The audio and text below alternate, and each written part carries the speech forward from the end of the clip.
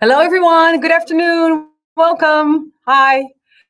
I'm Renske. I'm head of marketing here at Dopper, and I'm so glad you're all with us today for the second edition of Dopper Deep Dives. I would first like to give you a short introduction of Dopper and why we find it important to organize things like Dopper Deep Dives, and then I'll hand it over to Caitlin, who will be your host for today. At Dopper, our mission is to really kick single-use plastic water bottles out of this world. This mission started 11 years ago and is still very relevant today because the plastic pollution problem, it's not going away, it's only getting bigger.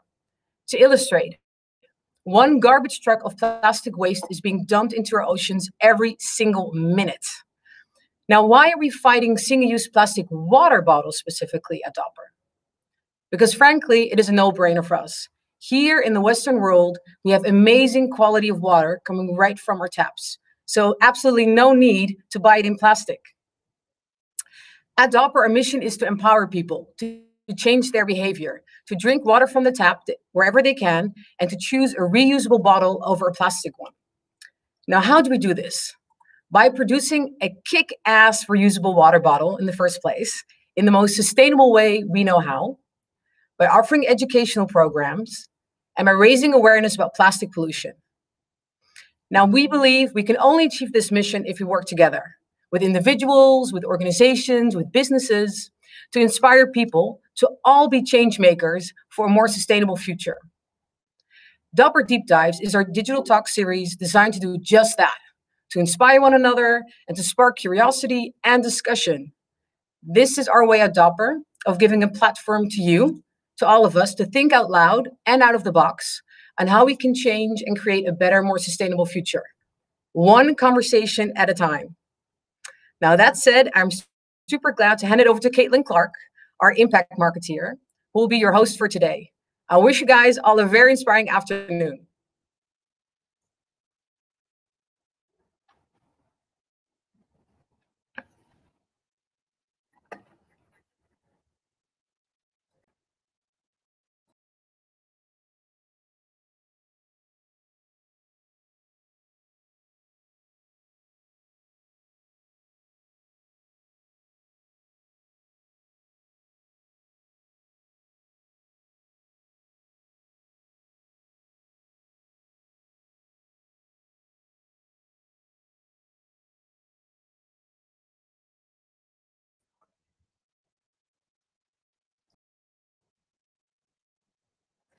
Hi, everyone, and thank you, Renske, for the introduction. I'm really excited to be moderating this great webinar again, second edition of Dopper Deep Dives. But before we dive in, I do have a few housekeeping announcements. First of all, on the right-hand side, you have a chat box feature. So feel free to drop a line, say hello, and let us know where you're tuning in from. Also, make sure to leave any questions that you may have for our speakers. At the end of the presentations, we'll have just a few minutes for a quick Q&A with our speakers as well. So definitely make sure that you leave any burning questions that you may have. There's also a video stream on the top right-hand corner. Now, if at any point you feel that the video stream is obstructing the view of the presentation, you can simply collapse the screen by clicking on the button on the bottom right-hand corner. And now this whole webinar is recorded. So if at any point you have to leave us, don't worry. We're recording the whole thing and will be shared with you afterwards as well. And just so you know that we have a runtime today of approximately 1 hour. So now moving into the official part of this afternoon, and we're going to be talking about the responsibility for a better world. And, you know, I think at Dopper, we chose this topic for a particular reason, because we feel that it's a very relevant and a very quite urgent matter to be discussing rather sooner than later. Over the last 12 months, you know, as society, we've seen a number of pressing global issues unfold. You know, starting with, you know, the wildfires here, the ongoing wildfires in the Amazon rainforest, through to the largest global civil rights movement in history, Black Lives Matter. And of course, we're still in the midst of a global pandemic that's taken hold of the world since last December. So from this initial period of shock and reflection, as a society, we're now sort of waking up to a new phase of solidarity, collective action. And, more and more people sort of asking themselves, what can we do to help? And the same can be said for brands and companies. More and more companies are starting to take responsibility for their part in society and asking themselves, how can they contribute to a better future?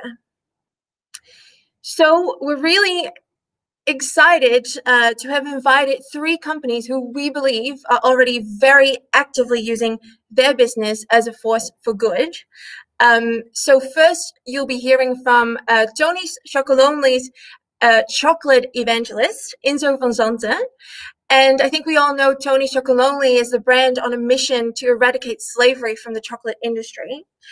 And for those of you that aren't familiar with this picture, it's a picture taken during the Black Lives Matter movement a few months ago. And it was actually the CEO calling out the Amsterdam Council for not removing a statue, one of the most prominent slave traders in Dutch history. So I think you would all agree that it's a very fitting speaker for this theme, and I'm really looking forward to seeing his presentation. So another really great match is Oatly. So today you'll be hearing from Oatly's marketing manager, Stephen Toll. And I think we know Oatly as a brand with the boldest, most lucrative outdoor activations. And I think this is, a prime example, really shifting people's mindsets about milk consumption. And then finally, our final guest of today is Domen, and he is the global head of innovation strategy at Ecover. And, Ecover has been rolling out significant sustainability initiatives like this refill station. Super cool. I know that there's one here in Amsterdam as well. I've seen them across the UK. So really also looking forward to hearing what Tom has to say today. So I hope you are as excited as I am to hear from our guests today and to see how these companies are harnessing their influence amongst their stakeholders to take responsibility for a better world. So now, without further ado, I would like to hand over to Ynzo van Zanten. So Ynzo, if you could please turn on your camera and your microphone and join us. I think that's on now. Yeah, perfect. You hear me? Excellent. So I'm taking over straight away from you, right? Perfect. So let me see. I'm going to switch on all my funky gadgets here, which hopefully they work for you in screen. Yeah. And I'm going to take the next 15 minutes to tell you about Tony Chocolonely, about what we do as a company, about how we do things as a company. But I can only do that if I first explain why we even came to be as a company, because we didn't really aspire to become a company, let alone a successful chocolate company, let alone a globally available brand. But we really just wanted to change something in the chocolate industry. So since I don't have hours, but I think 14 minutes left, I'm going to dive straight into it, because I want to tell you a little bit about the bitter reality behind the sweet story of chocolate. Because how does the value chain of cocoa look? Cocoa grows around the equator. There's a bit of cocoa that comes from Asia. There's a bit of cocoa that comes from South America, where originally cocoa comes from. But the majority of all cocoa nowadays is grown on millions of tiny farms in Western Africa. These are 2-3 hectare size family-run businesses. And that's one side of the value chain. The other side of the value chain is billions of consumers, well, like you and I, who just want to be able to munch down on a full bar of chocolate each and every day in their life without having to feel any sense of guilt. But in the middle of that value chain, there's only a handful of companies that actually produce chocolate from cocoa. These are the big industrials like Cargill, Callebaut, Nestle, Olam, And then the bigger known brand names like Nestle, Hershey's, Mars, Mondelez, Meiji, but I would say not much more than 10 companies produce 95% of all chocolate in the whole wide world. And it's in their interest that the price of cocoa remains low. In our opinion, that price is inhumanly low. So how does that look? Of a bar of chocolate that's sold on the shelves in the Netherlands for, say, €2.79, not much more than 15 or 16 cents, so about 5.5%, 6% of the retail price, go to the farmer that grows that cocoa. And that leads to the average cocoa farmer in Ivory Coast and his or her family members living off 72 euro cents available income per person per day. Let that sink in for a second. 72 euro cents per person per day. That is way below the living income level that's stated at €2.20 for a country like Ivory Coast, and even way, way below the extreme poverty level that's stated at €1.79 per person per day. So we think that value chain is utterly unequally divided. So how does that look from a bird's eye perspective? From two countries in Western Africa, Ghana and Ivory Coast, comes about 60% of all cocoa in the whole wide world. And that is grown on 2.5 million farms in Ghana and Ivory Coast alone. And on those farms, there's 2.3 million children that work there, of which 90%, 2.1 million children, work under illegal circumstances. So that means that these kids work with heavy machinery, work with chemicals, walk around with big sharp machetes, or sometimes at the age of 7, 8, 9 years old, carry bags of cocoa beans that have a standard weight of 64 kilos per bag. And in the very worst situations, at least 30,000 children are subject to something that can be considered modern slavery. So these kids are forced to do unpaid work, often outside of the family environment. And that is ridiculous in this day and age for a product that everybody just wants to be able to enjoy throughout the whole value chain. And that is not the reality. And in 2001, there were two American senators that came to the same realization, Senator Harkin and Senator Engel, that set up the Harkin and Engel Protocol to eradicate the worst forms of forced child labor from the value chain of cocoa within 5 years' time. And that protocol was signed by all of the CEOs that I just mentioned of those big chocolate companies. But unfortunately, the Harkin and Engel Protocol was and is a so-called non-binding agreement. Now, ladies and gentlemen, non-binding agreements don't get you anywhere, and it shows because 20 years down the line, none of the goals in the Harkin and Engel agreement have been achieved. And when in 2005, a Dutch television show called Keuringsdienst van Waarde, which is more or less the equivalent of 60 Minutes of Food or the Food CIA, so an investigative journalistic program that, let me put this in blunt Dutch, looks at the reality behind some of the bullshit in food marketing, the journalist Teun van de Keuken was shocked when he realized that nothing had changed in the chocolate industry, almost at the end of the first term of the Harkin and Engel Protocol. But Teun is a television journalist, and he had an issue because none of these big players wanted to speak to him on camera. So he had to come up with a smart move, and so he did. Teun bought 10 different bars of different brands of chocolate, of which he was sure that was forced child labor in the value chain of that chocolate somewhere. And he put a camera on himself, and he took a bite of each and every of those chocolate bars. And he called the international alarm number 112. And he said, I want to turn myself in as a chocolate criminal. It was quiet on the other end of the line. They don't get these phone calls every day. So Teun explained. Teun said, according to international law, if you're aware of criminal activities in the value chain of a product that you purchase, you make yourself complicit to the illegal activities in that value chain. So by buying and consuming chocolate, of which I know that there's forced child labor in there, I make myself complicit to financing modern slavery. And that is illegal, so you have to come and arrest me. Well, in the end, Teun even set up a court case against himself and got a lot of publicity in that case. In the end, he wasn't indicted. So Teun said, you know what? I'll change that system from within. And I'll start my own little chocolate company called Tony's Chocolonely.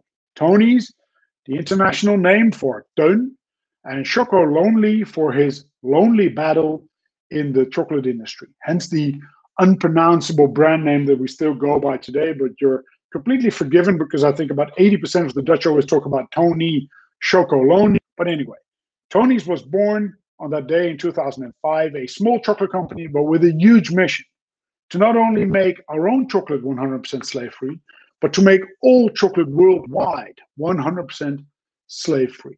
Now, we've come a long way since that first day, and we're really proud of the fact that last year we could say that we became market leaders in the Netherlands, outdoing all traditional competition.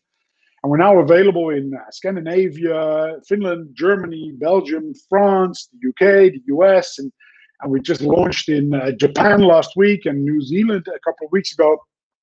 So I wouldn't say we're a global brand. That would be a bit pretentious, but I could almost say that we're a globally available chocolate brand. But I don't really care about us becoming a global brand, as long as we are a global movement and form part of a global movement of true change within that cocoa industry. Now, how do we think we can reach that humongous mission of 100% slave-free chocolate worldwide? The very first step is to create awareness. Create awareness amongst chocolate consumers about the bitter reality in the cocoa industry that still exists today. Because we are convinced that when consumers and retailers simply hand in hand ask more questions about what products they put in their shopping baskets or what products they put up on their shelves, that the producers of those goods will have to feel the pressure and will have to change their ways. Or, as I read in a meme a half a year ago, somebody said, if you want them to stop producing crappy stuff, then stop buying crappy stuff. And it is that simple. Now, what are the consumers that we actively look for? Those are the ones that we call our serious friends. And those are the ones that actively spread that mission amongst family and friends. I'll get back to that later on, why that is so relevant in our strategy.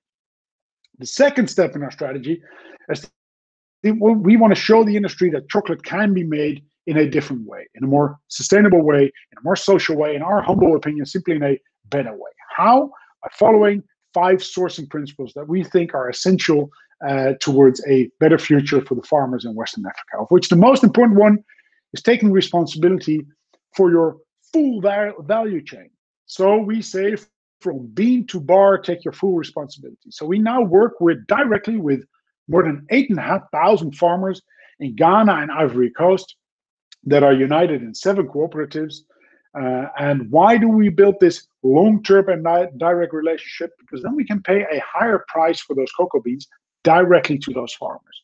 So on top of the farm gate price, we pay a fair trade premium. And on top of that, we pay an additional Tony's premium to get these farmers to a living income. Now, you can debate that for ages, but it simply means, in our opinion, that you can have a roof over your head, you can feed your whole family, you can send your kids to school, which we find essential strategy, and hopefully also invest a little bit to get into a positive spiral upwards instead of that constant negative spiral downwards that these farmers experience. Now, we help these farmers also increase the quality of the cocoa beans and the productivity of their fields.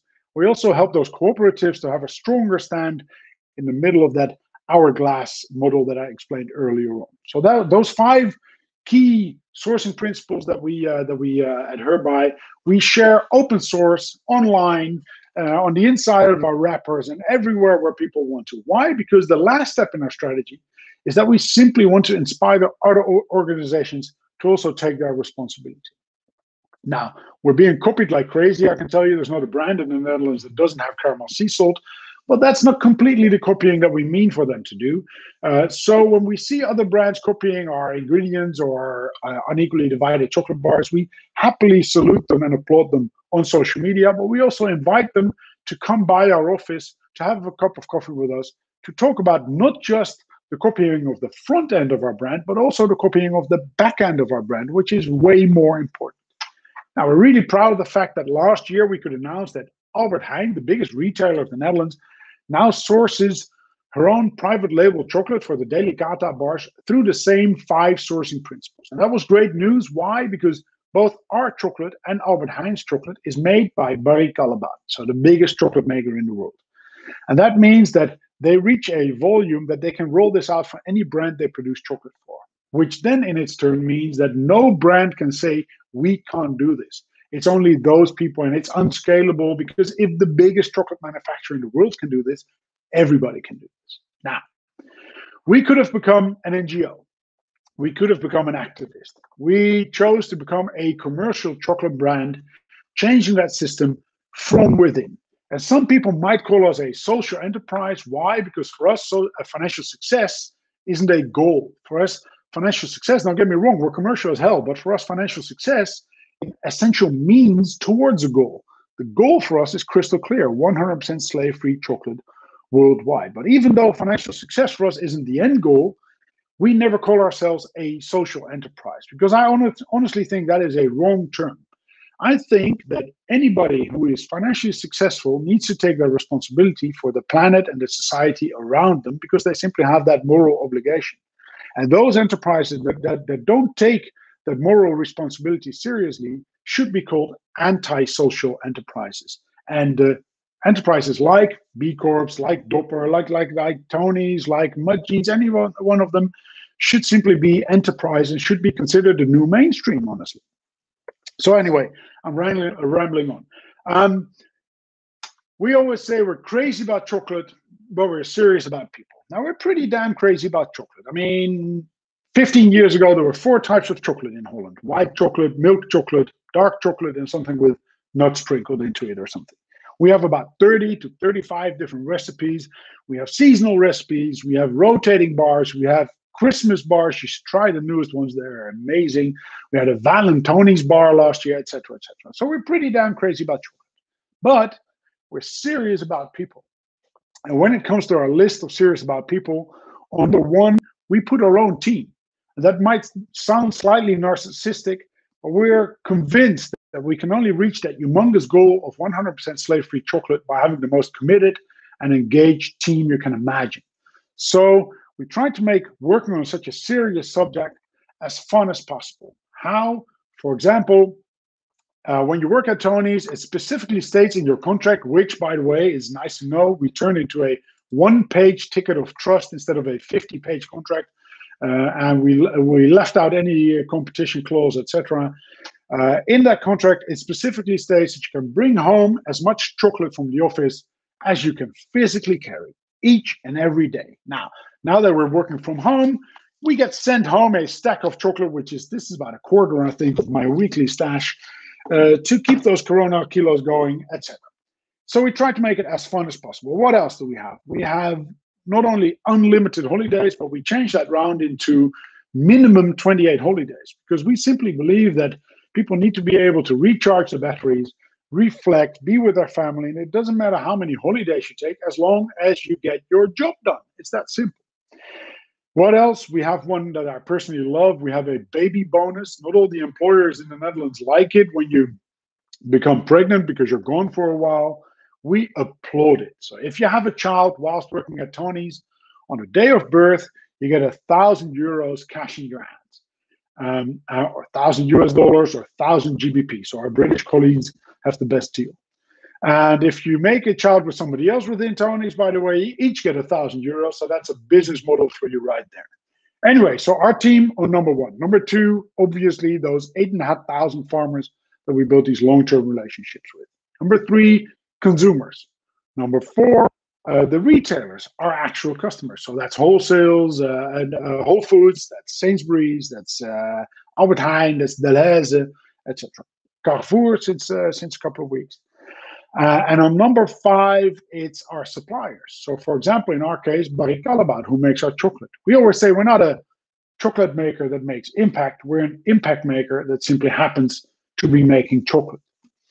So this is our list of serious about people. Now, when you hear this story about how unequally divided the world of chocolate has always been, it's weird to realize that chocolate bars for the last decades or maybe even centuries have always had this utterly boring, perfectly divided, almost Excel spreadsheet kind of shape.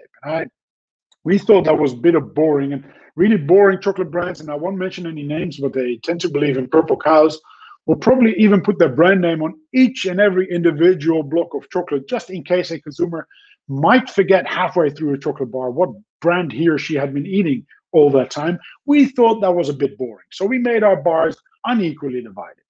Why? Because our chocolate bars show the true story of the unequally divided cocoa industry in its purest form. Our bars actually become a discussion piece. If you open a bar of Tony's next to somebody who doesn't know this story, you will going to have to explain this story. Why? Because that person will ask you, why is that bar so annoyingly unequally divided? Now, why is that relevant? And I touched upon this point earlier on when I talked about these serious friends. Is because as Tony's, we've never paid a single cent towards paid media. There's never been any form of advertising you've seen from Tony's. It's all been word of mouth. And that is done by those serious friends or ambassadors, or however you want to call them. And to make that story slightly nicer for you guys to tell at home, not too many people know that we managed to hide the map of Western Africa in our chocolate bars, thereby showing the origin of our cocoa beans and the pride that we have in working with these strong farmers in Ghana and Ivory Coast. Now, this is how we believe we can make chocolate 100% slave-free, but that is not what we are about. It is about working together with governments, working together with cocoa farmers, working together with chocolate lovers, working together with retailers to make sure that together we make all chocolate worldwide 100% slave-free. And I'm going to leave you with a wise saying of a French guy called Jean-Paul Sartre, who once said, once you know something, you cannot unknow something. And once you know something and you're aware, you're responsible. And when you're responsible, it's upon you to act upon that responsibility.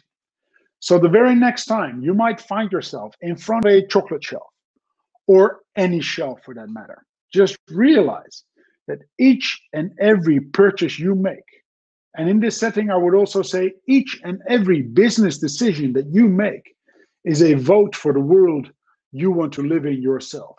Thank you very much.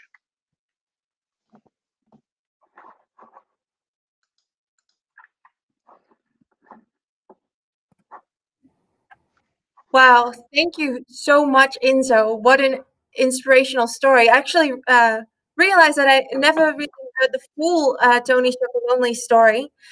So thank you so much for sharing this with us today. I mean, just, You're welcome. Actually, some of the facts that you mentioned, the 17 euro cents per person per day, quite frankly, that made me feel a little bit sick, to be honest. So, yeah, it's ridiculous, isn't it? Yeah. Very important to be sharing this with the community today. So we did get a few questions for you in the chat. So if it's okay with you, I know that you have to leave us in a few minutes, but if it's okay with Sorry you, for that. I'm just going to ask you one of the questions now. So Yeah, go for it. I'm flagrantly plugging our petition, by the way, on the background, as you see, so people can scan this with their phones and sign our petition. That will be great.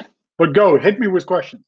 It's funny that you actually have the URL or the UTM, the QR code, sorry, there, because I was going to mention it at the end of the webinar as well. I'll give it another shout out. Perfect. Perfect. So the first question is, if Albertine can do it and you guys can do it, why is it taking so long for other chocolate makers to do it? What are the actual barriers? Is it their own corporate governance? Okay, it depends on the time you ask me. It depends on my mood. If I were really grumpy, I would say because they simply don't care enough. If I'm slightly more diplomatic, I would say the lack of the fact of a direct relationship means that it's very easy to hide and have no emotions. But once you've actually been in Ivory Coast and Ghana and seen the poverty that many of these farmers are caught in, and this vicious cycle of poverty as well, then it turns things around for you. And once you start building those long-term relationships with those farmers, you actually really do care a lot. I mean, I would say none of our competitors, nobody goes to their work in the morning and say, how can I fuck up the world, right? I mean, most will actually have a bit of pride in their work. I just think, unfortunately, we're caught in a system that's been there for decades or maybe even centuries, and we're stuck in a system that's been so bad. So we really need a systemic change. But if any of them hide behind the fact, yeah, it's only the small company in Holland can do it and it's unscalable, we're market leader in the Netherlands now. We're available across the globe. When will they stop using this as an excuse? Is that when we hit 100% market share and they lost everything, or will they start changing their ways before that? And yes, there are schemes in place that are improving, but it's not enough. If you look on the ground, if you look at the NORC report that just came out last week, the change on the ground is way too little. So we need to work harder from top down, pressure from governments, laws need to be in place, organizations need to be held accountable, and bottom up, us as consumers, again, we need to make proper purchase decisions. Mm-hmm. Yeah, I completely agree, and I think, I think you also, touched on something just there, sort of that relationship building with your farmers, and that actually ties into another question that came in for you is, as a company in the Netherlands, you're based in the Netherlands. How do you manage those sort of distant suppliers, and maybe you could share a little bit more about sort of maybe the struggles that you face, or how you go about in doing so. Listen, just rest assured, nothing is perfect, not even at Tony's. So I always say, I love this quote by Winston Churchill, who once said, success is going from failure to failure without losing enthusiasm. And I think we go from failure to failure as well, but we're really enthusiastic about what we're doing and really passionate about what we're doing. So many organizations, especially bigger organizations, say, yes, but those value chains are long and there's many layers in the value chain. I think that's a lame excuse, and we're showing that you can have direct relationships directly with the farmers that grow your resources, in our case, cocoa beans. So how do you go about? By really caring, I would say, really digging into your value chain and going deeper than where people have gone before. And it's not easy, but let that not be an excuse for not doing anything. Yeah, for sure. Yeah, I think one of my favorite sayings, I think it's a Dutch saying, but if there's a will, there's a way. and I think it's very true. Yeah, definitely. Yeah. Well, thank you again so much for joining us today. And yeah, it was just really great again to sort of hear this story and to feel enraged. I think Thank you for having me. I was going to play a little joke about drinking from a different dopper every 5 seconds, but I let that one slip because I had 15 minutes. Well, you said it enjoy the rest of the evening, everybody. Okay.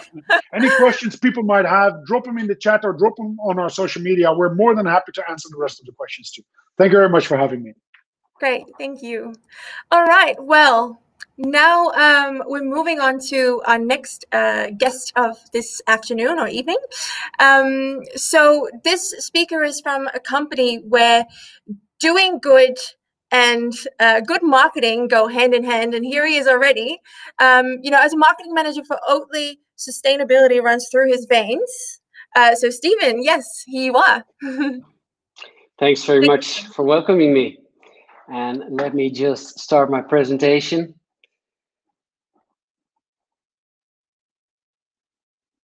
Here it is. So yeah, thanks a lot. I don't have as a fancy background as Tony's did, so forgive me and welcome to my attic. Yeah, I'm the marketing manager here in the Benelux, and today I'm going to talk about a little Oatly brand called Oatly. And I'm first going to touch a little bit upon our history and where we come from, and then we're going to dive straight into sustainability and how we view the future. So yeah, actually for already the past 25 years, we have been building a cult to change the world. And already 25 years ago, this all started with a researcher called Richard Uste in Sweden from Lund University, who was researching lactose intolerance and how that worked. And he set out to develop a product that was fit for people with lactose intolerance, but also offered that similar nutritional value as milk. But moreover, he also wanted to develop a product that was more sustainable. So we started already back then, as a lot of you might know. And since then, we've developed a lot. We've produced a whole range of different products.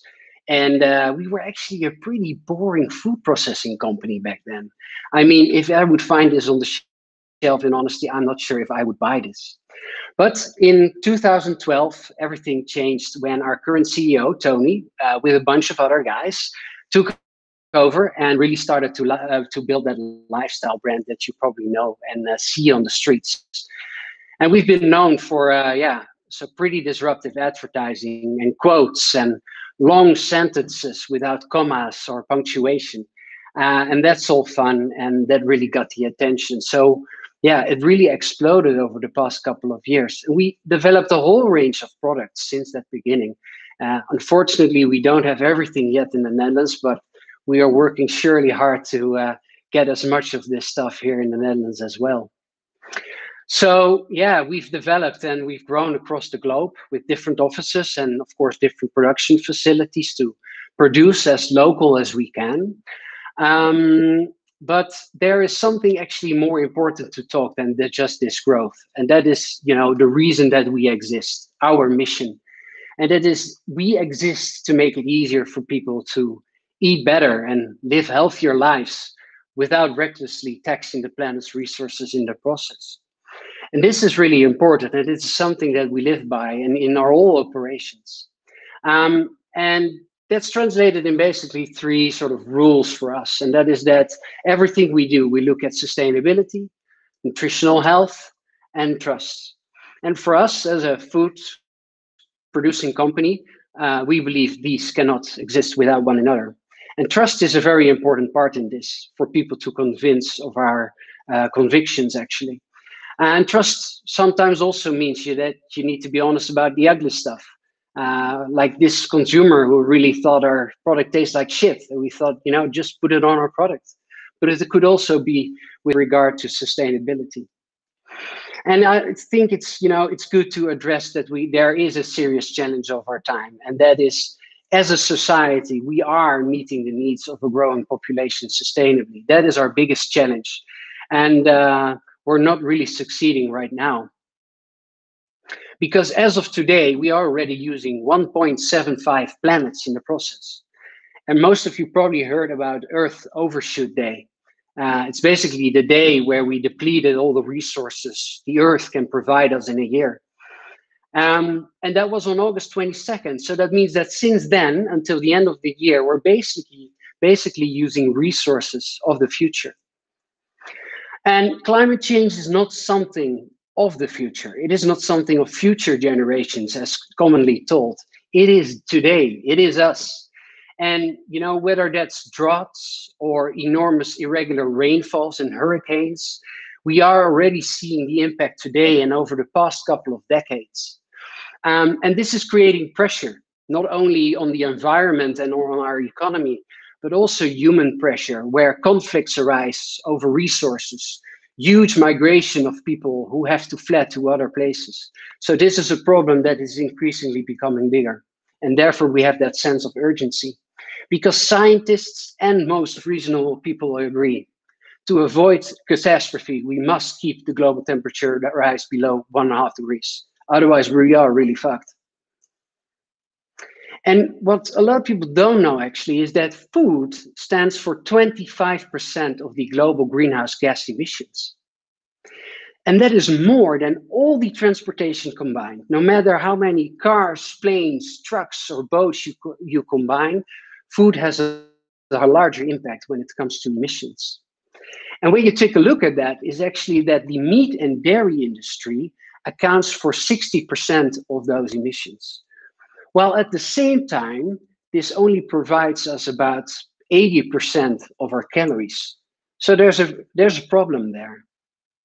So looking into this, you can say that our current food systems are stretching our natural resources without meeting our nutritional needs.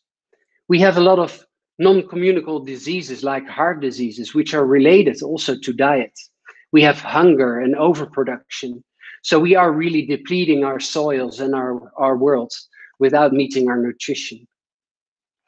And actually research agrees and has publicized already that a large part of solving this problem has to do with changing the diet. In other words, we need a system change. So how are we going to do that? Well, I think one of the ways that could be a system change, if we can make more transparent what the impact of food really is for people. And one of the ways that we are doing this at Oatly is by calculating our climate footprint and putting it on a pack so people can compare. And you can see that, for example, a liter of cow's milk has a much higher impact than a liter of Oatly.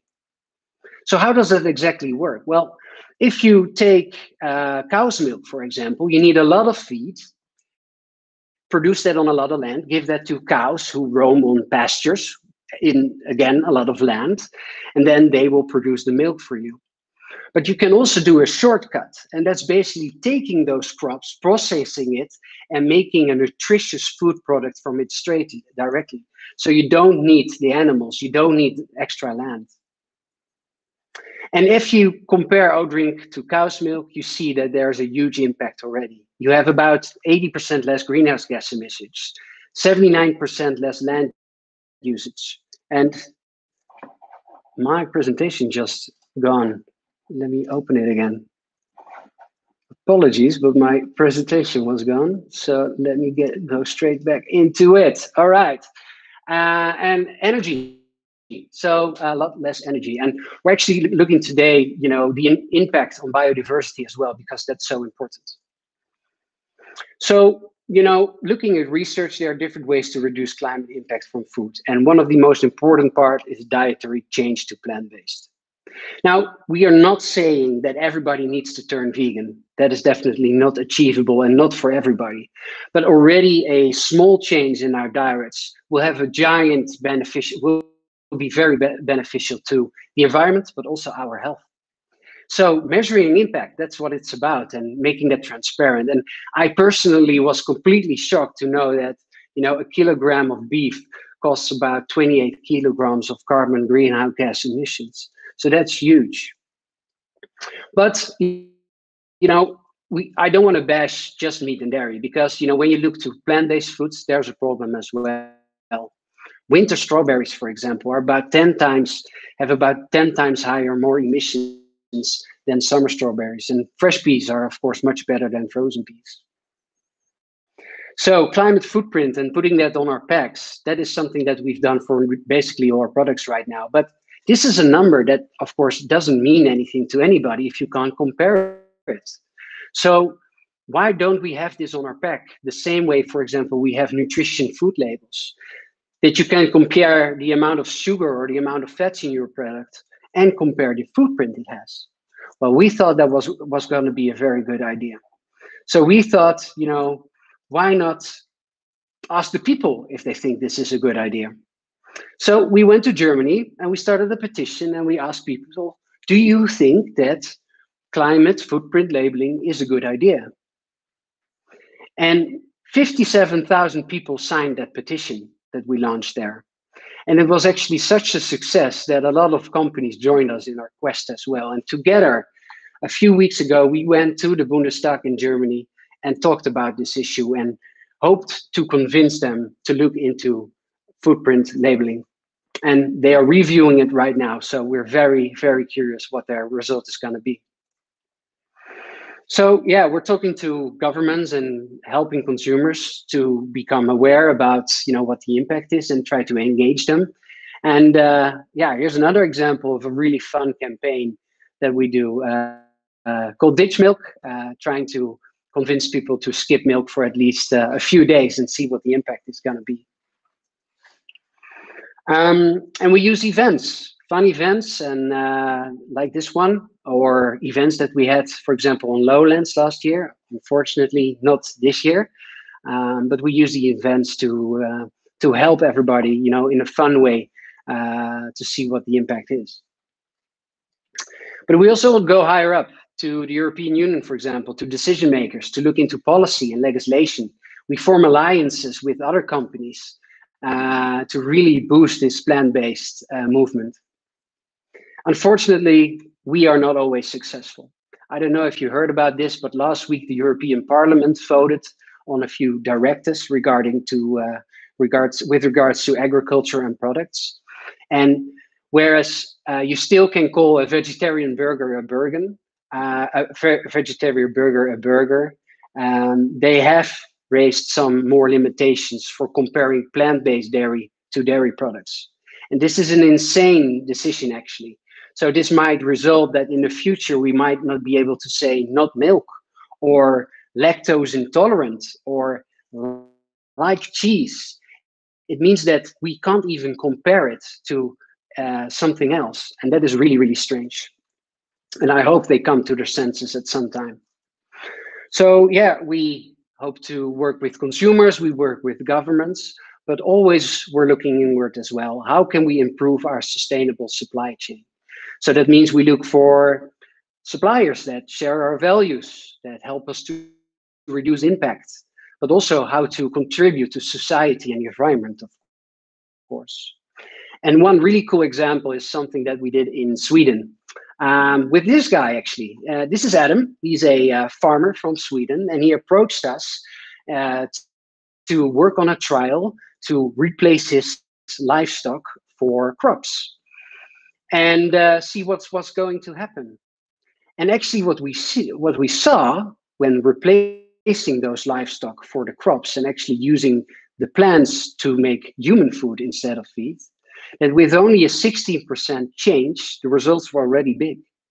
Because all of a sudden we could feed from less than 1 human, we could feed more than 2. And at the same time, have about 50% less emissions. And this was such an interesting result that currently there is a big pilot going on in Sweden with 9 farmers and a research group that is looking into this on a larger scale. And hopefully this will really have a big impact globally. Yeah, what else do we do? I guess, ingredients is one of our biggest climate impact for producing oat drink. And transportation is the second biggest. So we always have to look there as well. And we're currently doing a trial with electric trucks in Sweden, supplying between our factory and warehouses. And already on that route, we have 90% less greenhouse gas emissions. So that's a huge result, and we hope that we can scale this up. So yeah, I've rushed through this and talked about a lot. Thanks. And if you want to know more, actually tonight, we have a Oatly live session on our Oatly Instagram page, where we're going to talk about our newly released sustainability report. And we're going to talk about all the good stuff, but more importantly, we're also going to talk about the bad stuff and be very transparent about where we need to improve. So I hope to see you all there, and thanks a lot.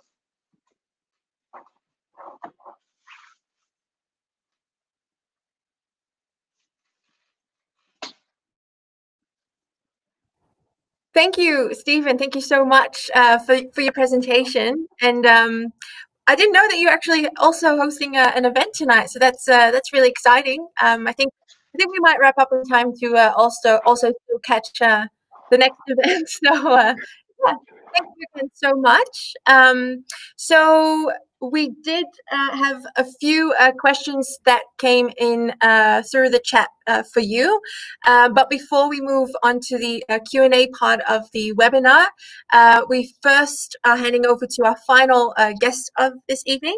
So we'll talk to you later. Thanks. Great. So, yes, oh, here he is. Tom. I was going to introduce you. Ethical and sustainable product with minimum impact on the planet. That's what Ecover strives for. And so I'm really excited to welcome Doman, Global Head of Long-Term Innovation Strategy at Ecover, to the virtual stage. So take it away. Thank you. So yeah, well, thanks everybody for having me. I'm really excited to be in this great companion of brands that are trying to change the world. And so I'm Tom, heading up long-term innovation at Ecover, and Ecover met several brands actually.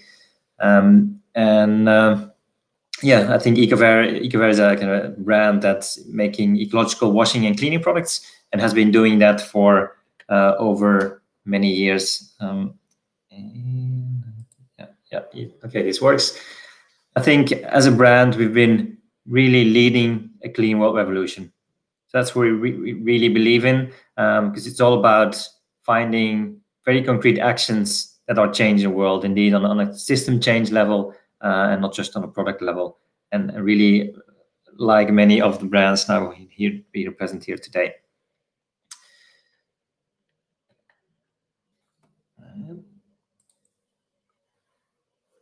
And a bit of history around the brand and what we did in the past. So it basically started in 79, addressing one of the key issues at the time, which was phosphates used on a really big scale in all the cleaning products. And of course, as a cleaning product, automatically it goes down a drain and impacts water and water quality immediately.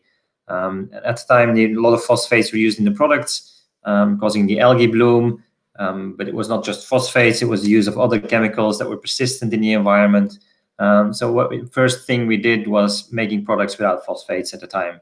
Again, it wasn't at a time where there was hardly any green brands out there. And that was our first fight, really, to go after nasty chemicals used in cleaning products. And we started to make all kinds of new chemistry, basically, like new plant-based ingredients, less toxic, but still doing the job, because that was, again, another problem in the industry. Like, if you looked at green brands, they were green and they had better chemistry in it, but they didn't clean. And it's a mistake we made in the beginning as well. We just took out all the nasty ingredients, and we were left with products that didn't work. And in the beginning, we trialed that, and we're kind of growing stronger in the very niche green market. But because of the products didn't really work very well, it didn't break through. So we had to reformulate everything and really start thinking about the consumer first, and engaging with people on what the expectation is of the products, which they need to do the job, but indeed they also need to do the dishes, but not the fishes.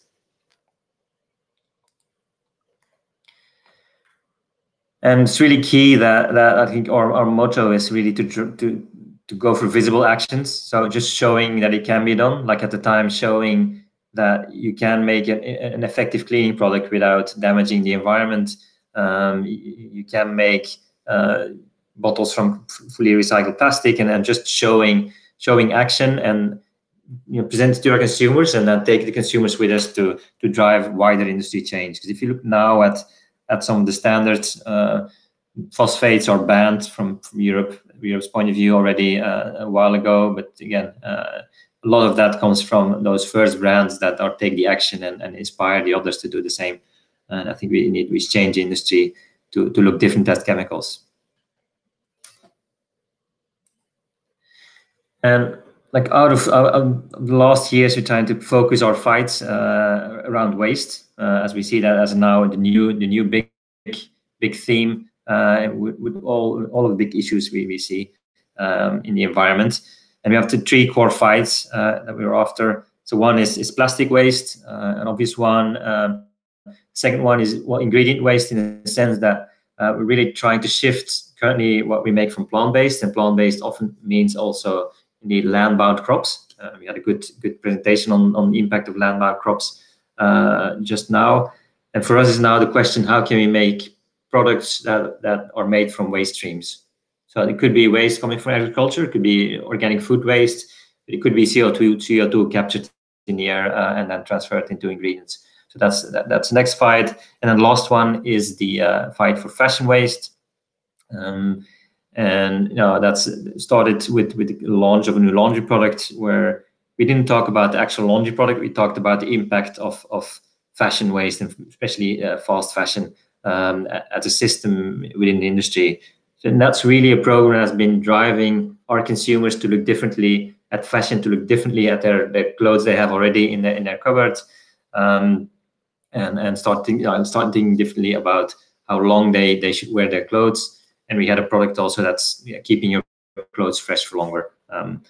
But today, the focus is really to make it a bit more tangible for you guys, and to stay within the theme of Dopper, of course, is the fight against plastic waste. And again, it's a fight we've been taking on for a while now. We had refill stations for probably more than 20 years already. Started in the very small health food trade shops, or the organic shops. We even trialed at the time. I've been there with the company now for 14 years, and it's even before my time that they tried a more automated machine, and that completely failed at the time. But we also did a program on collecting ocean plastic, turned that into bottles. It's a program we ran for a couple of years until we made all our bottles out of fully recycled content. Like we have now, the standard is 100% recycled content in our bottles, and the caps is something we're driving. We're up to 50 to 80% in the caps, and looking to do that 100% as well. And then in the meantime, like over the years, we trialed some new materials like the plant-based plastic. But in the end, we didn't thought it was like a real good alternative. So we're exploring different materials now. But the key theme for us stays that refill idea, because it's so important to drive that consumer change. It's a consumer behavior challenge, actually, more than just a technical challenge or product challenge. How do you get consumers to reuse bottles? which I think is a really interesting one, and of course very related to what you're trying to do with Dopper. And it's a journey that's been fascinating for me on finding out on how do you make it work and make people reuse bottles. And we failed many times, and with each time we learned from it and try to do better. But it's really about engaging with consumers, and we want to test different reuse and refill models in order to find the best way to drive consumer behavior change and reduce plastic. And so it's about that combination of like really go for a test and learn mentality. So not wait until you have the perfect solution. And we know that like the manual refill system we have in stores, in some stores is not perfect, but at least we've been doing it for 20 years. We've not just talked about it until we had the perfect machine. But now it's going after the big guys and make it really scalable and big is our next challenge. And we've identified like several ways to go for kind of reuse of bottles for our industry. One is indeed those kind of refill machines, which indeed we had the manual ones, like you see here on the left bottom corner. It's kind of manual tap system, which only kind of worked in the smaller stores. But how do you make it big? How do you make all retailers accepting refill stations in their stores? Which is one big area. The other area is also collaborating with Loop, which is kind of milkman principle, where they give, you can buy it online. They bring you a filled bottle. Once it's empty, you can give it back. It's cleaned and it's delivered back to the consumer at home. So this is a bit the landscape we're exploring here. So we kind of optimize the manual system because it still has a place, and we're looking into automated systems. And the trick here is, I think manual systems are definitely very widely, you can implement it widely. It's low cost, low implementation structures needed. It's very flexible, but it can be messy because consumers are fully in charge of how they refill. We had it for many years, and really there's no like really good fix to make it less messy. Then compared to the automated machines we're trialing now since more than a year, we find that we're trying to solve all problems related to refill, like making it scannable, bottle scannable. The machine like automatically fills it with the right product. It prints out a barcode with all the information on it.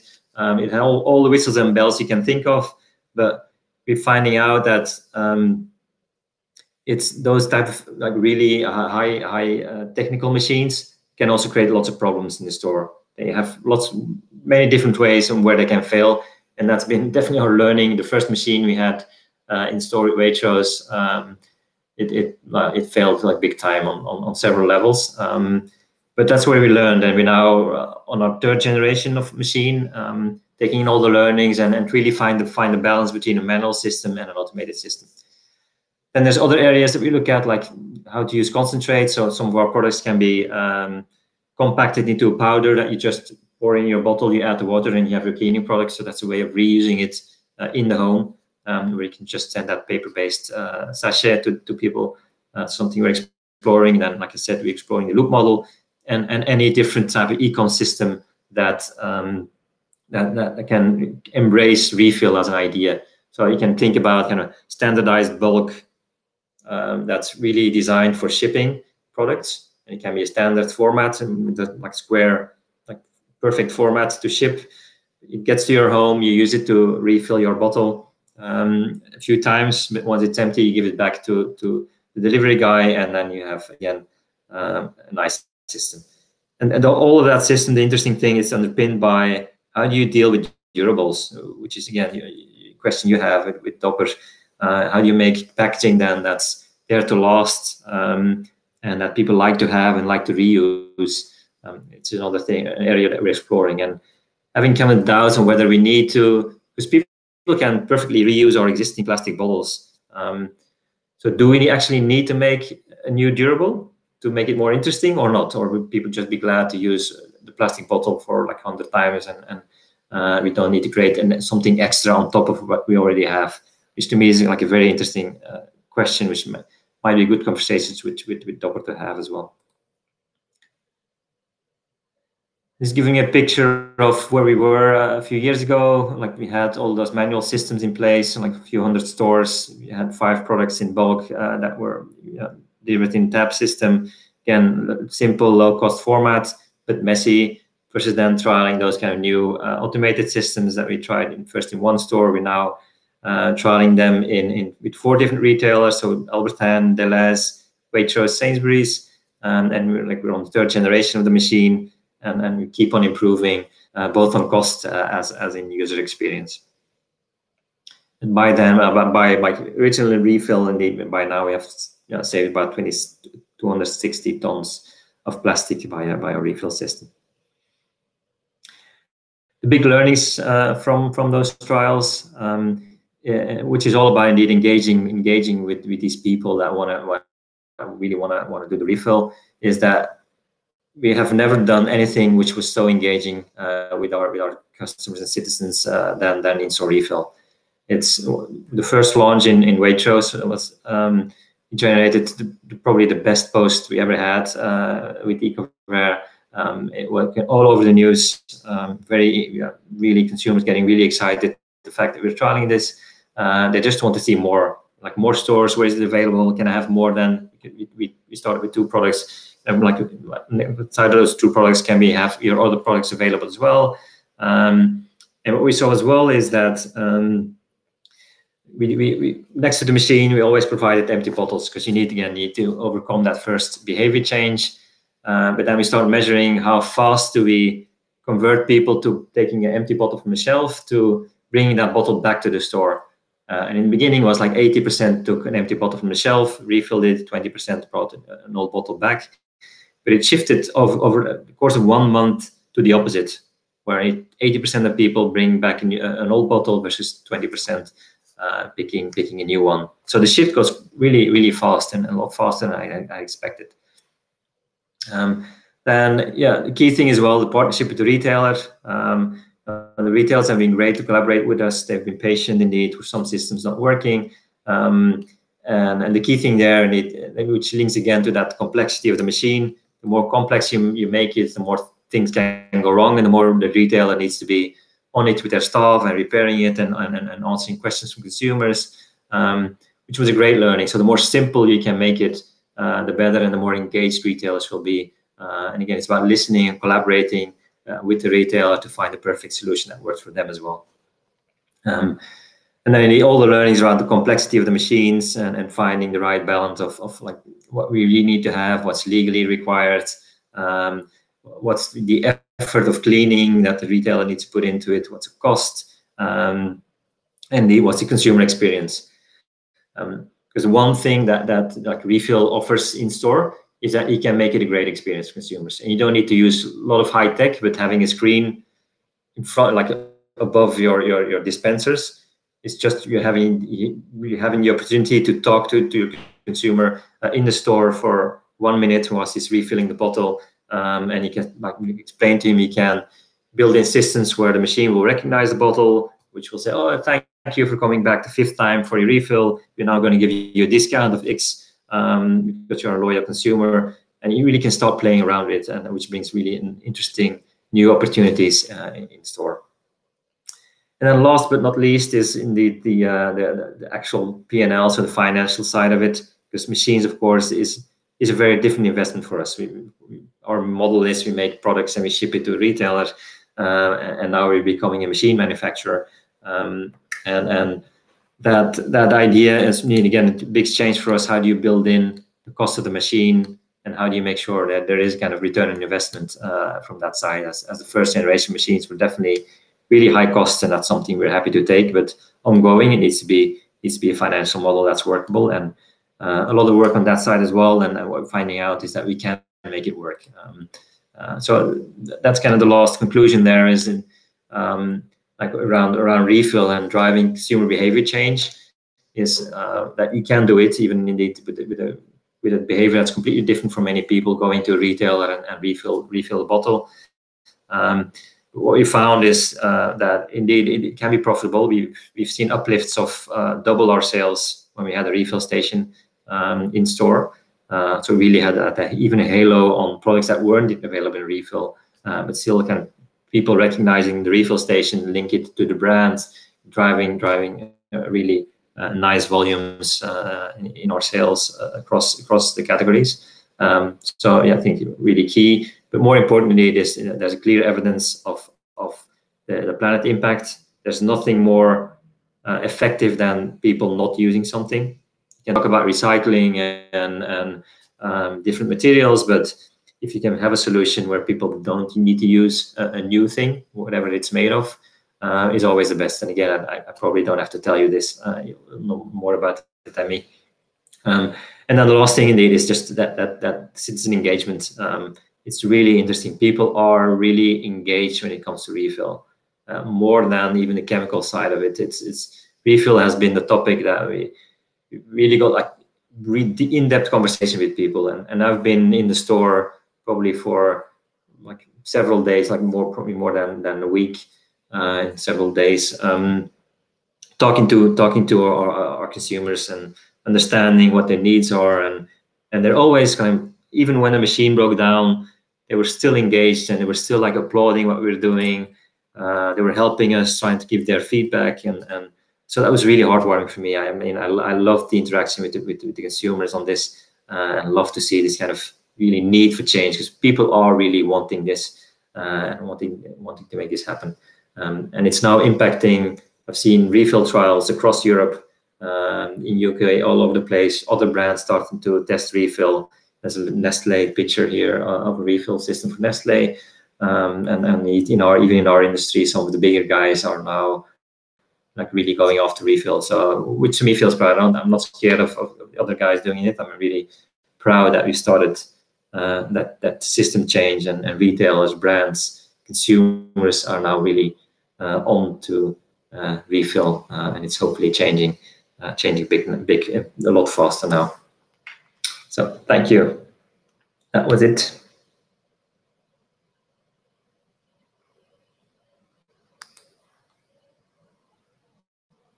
Thank you so much, Tom. Thank you for that really, insightful presentations. I think, what's really interesting, what you just mentioned is, I think one of the biggest struggles that we have, when trying to prove that there's sustainability. So, you showing that actually switching to a refillable system delivered actually twice the amount of sales, I think is a really strong example of why it pays off to be sustainable. So I think, that's really great that you were able to show us this. We've received a lot of questions in the chat box. Without further ado, I would like to now kick off the official Q&A. So maybe if Stephen also wants to turn on his camera and microphone. Great, there you are. Thank you. Thanks, Tom. So maybe let's start with a question for Tom. I think when you're talking about all of the different pillars that you have in which you are sort of trying to create a system change, how are you sort of taking those learnings, and how are you sort of creating system change among industry peers as well? Are you talking to other players within the industry, and what are you doing to sort of lead by example?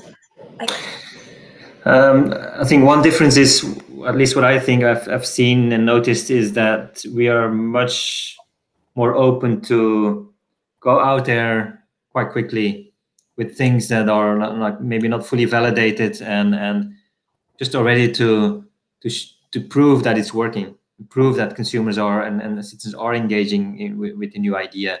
Because I mean, the thing is that companies tend to wait until there's interest, and refill has been this kind of long chicken and the egg thing. Like, I'm not sure if we've talked to retailers before. Was I'm not sure if people will be interested, and it's going to be messy, and it's going to be.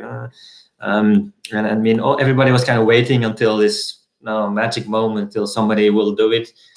So you have to be the first and just do it. Show it's working. Show people engaging. And I bet that the amount of media coverage it got at the beginning will have opened a lot of eyes from from the industry, both retailers. From that moment, like every retailer knocked on our door, and you suddenly start seeing other brands picking it up and installing it. I'm not saying we're the only ones that have been driving this, but yeah, it's just the attitude that's the thing that's causing it. Yeah, so really just leading by example, I guess. Yeah, just showing that even it's not perfect. On that side, again, companies are trying to make perfect system, develop it all in-house, and do all this iteration in-house. We're just throwing it out there and are not afraid to fail. Yeah, great. Thank you for that answer. So I'll turn to Stephen now. And you know, I have a personal question for you. But maybe I'll just see if there's some questions from the chat box first. Yeah, so we did have a question come in about your packaging specifically. Do you have any plans to create options for refill, actually similar to what Tom just showed? And, you know, because Tetra Paks are not necessarily the most sustainable option. Well, it's a very good question. So, you know, packaging in its essence is always a struggle, right? Also for a company like Oatly. And we're always trying to look for the most sustainable option, while at the same time trying to protect the quality of the products to get them safely from factory to consumer. When it comes to refill, I am not sure. I know that we have been looking at a variety of options, whether that's for retail or also for out of home.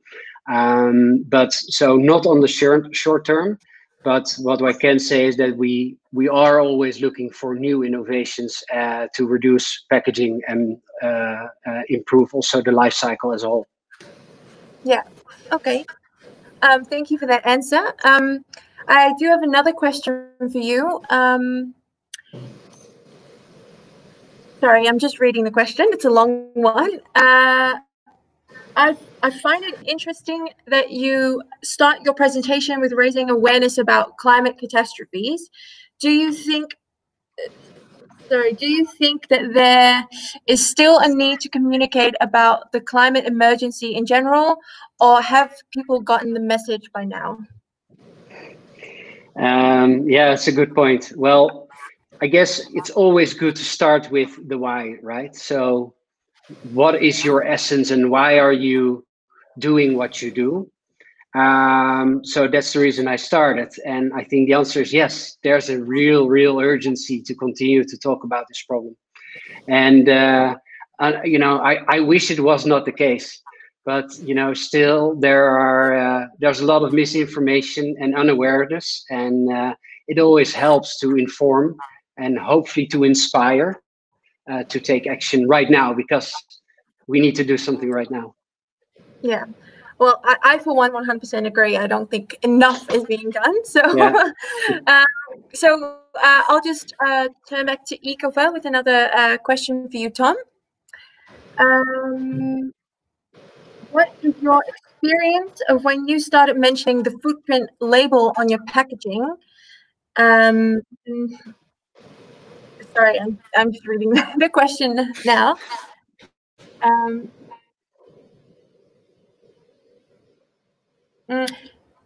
Do you? Oh, I think it might be for Oatly, actually. Yeah. Okay. Yeah, it didn't sound familiar to me. It sounds more for Oatly. Sorry about that. So I'll come back to you, Tom. So another question for you, Stephen, is what's your experience of when you started mentioning the footprint label on your packaging? You know, were people having sort of negative feelings, or, you know, and what was their sort of perception of other brands that weren't doing it? Do you have any insights on that? So what's interesting is to see that actually we weren't the first to do this. Tesco already started trialing this in 2007, and unfortunately they had to stop. But I mean, you know, just raising awareness about, I think, you know, starting this is also about raising awareness, right? And for people to understand that there is in fact a climate footprint on food, the food that you consume. So I think in general, the response has been really positive, and people want to understand more, at least within the Oatly community. And so far, this has been quite contagious. I mean, we've seen other brands coming to us, to our sustainability team, and asking them, how does this work? work? And can we do something about this? How do we calculate this? And what I understood is that even Unilever is now going to try to label about 70,000 products. And, you know, I believe that they got inspired by Oatly, by what we are doing. So, you know, that is, I think, an enormous step, and I hope it will progress. Yeah, that's amazing. That's really the epitome of creating system change, I would say. Yeah. Yeah, great. Okay, so I do have a question for Tom. So here we go. Yes. So what came first, the product or your goal?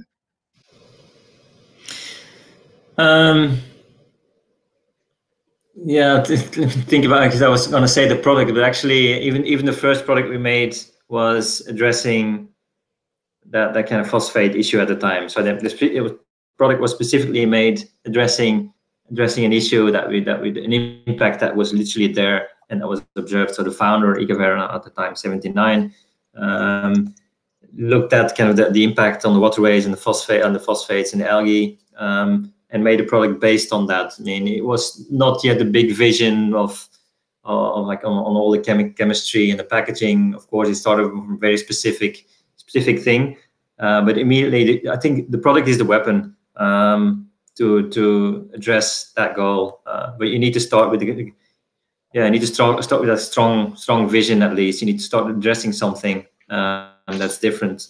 It's like really key for us as kind of challenger brands. You always need to have that goal in mind, and you want to be different. You want to drive change. So yeah, it's probably the goal then. Yeah, great. Well, I think there's also one more technical question for you, and it's how do you guys, because you operate all over the world, and how do you sort of manage your relationships with those distant sort of suppliers? And do you what are sort of the struggles maybe that you're facing? Yeah, one of the struggles is I mean, think about chemistry. There's difference between food and chemistry. I'm not saying food is easy, but the supply chain, chemical supply chain, there's a lot more steps involved. So even thinking about horrible palm oil that you try to make more sustainable. Although our goal is to kind of go from waste, so hence that waste target. But we still use palm oil to get like the sustainable chain of palm oil. Mm-hmm. There's like credit systems, so you can buy certificates and all these things, but they don't mean, honestly, I'm not a big believer in the efficacy of that. But to set up a chemical supply chain that's traceable, and then because it needs like big volume, and then go to brokers, and they transfer it. So they use they take some core elements out of the oil. And that's then used as a building block, not only for our product, for many different chemical products that are out there. So it's very difficult to influence that supply chain, even get visibility of the supply chain, transparency of the supply chain. It's not the crop that you then harvest and you bring to. And again, I'm not oversimplifying food as a supply chain, but it's those multiple steps and the fact that it's taking building blocks out of crops instead of the actual crops that you see moving. Makes it hard. Hence the reason why. I mean, there's many reasons to go local and waste based. But if you go local and waste, you will have that direct link to the supply.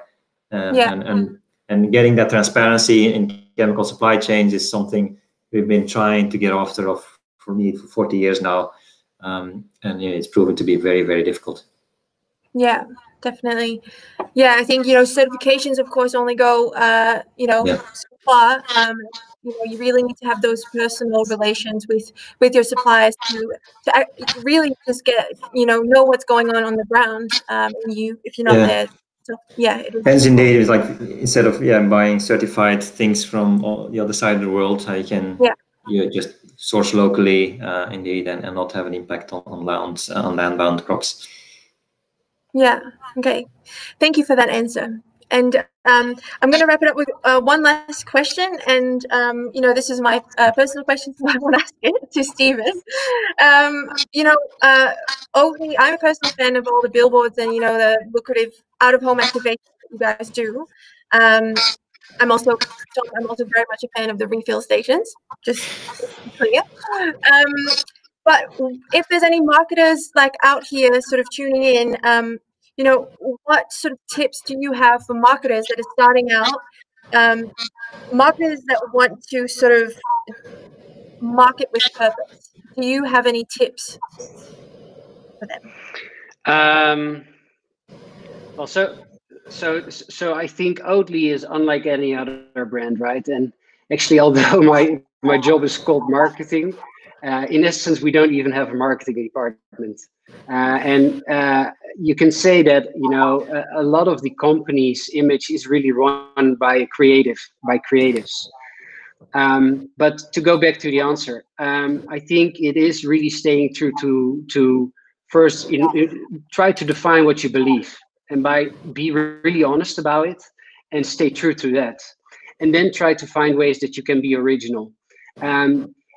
So, you know, with all due respect, but if you go to a normal supermarket, there are so many brands are all doing the same stuff. They're all saying the same words and using the same communication and all doing the same boring stuff. So I think, you know, you need to, don't be scared and be disruptive, and don't be fearful of making mistakes. I think what I liked what Ynzo from Tony said. I mean, you're gonna make mistake of mistake.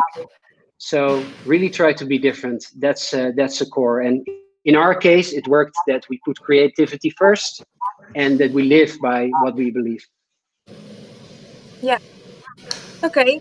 Thank you for those for sharing those tips with us. And I think you know, we've run over time already, so I think we're going to have to wrap it up right now. So first of all, I want to thank you both for joining us this evening, for sharing your stories with us, and you know, also sharing with us, I think, a much needed dose of positivity. You know, I think what we can take from your presentations is that there's hope. So, you know, I want to thank you for that very much. And for those of you that are tuning in and you're feeling really excited and pumped right now, there are a few actions that you can take right away. So I just also want to, you know, I forgot to also mention Ynzo. I want to thank Ynzo as well. And I want to also refer, you know, to his petition that he mentioned, you know, to pass the legislation to enforce the Slavery Act. So if you want more information on that, make sure to visit their homepage. And of course, if you want to protect our oceans from single-use plastic, you can join a reuse movement. And an easy place to start is by signing the Dopper Wave.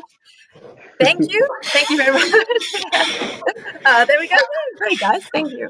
Self-plug. Yeah, but yes. So it's open to companies and individuals. And you know, by signing this pledge, you can ban single-use water bottles, and you vow to always drink from the tap.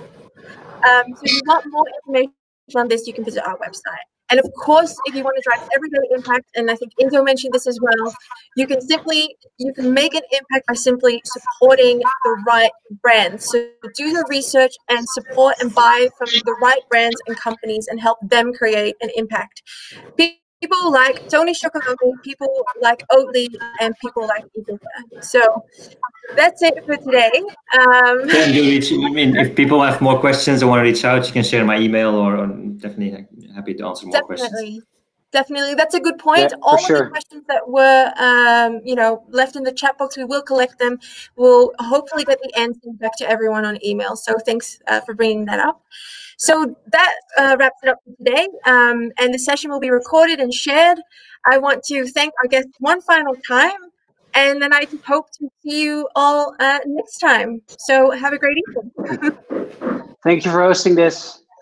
Thank you. Thank you. Bye-bye. Bye-bye. Bye.